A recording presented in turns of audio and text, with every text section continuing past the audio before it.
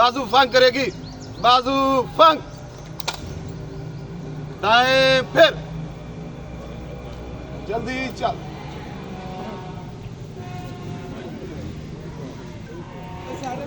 बाकी मुसलमान ममालिक में मुसलमानों के ऊपर जो जुल्म जबर हो रहा है और जिस तरह से हम उनके सामने आज़ाद एक फ़िज़ा में सांस ले रहे हैं, यही इस बात का एक एविडेंस है कि कितना ज़रूरी था ये मुल्क हमारे लिए। और हमारे आबाओ अजदाद ने जो कुर्बानियाँ दी, जो शहीद हैं, हमारे शुहदा ने जो कुर्बानियाँ दी, उनकी बदौलत ही आज हम इस आज़ाद मुल्क में जो है सांस ले रहे हैं।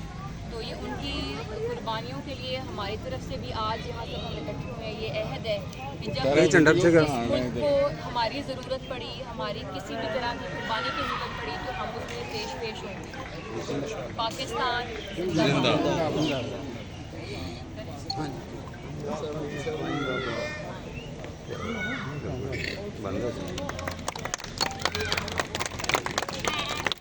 पाकिस्तान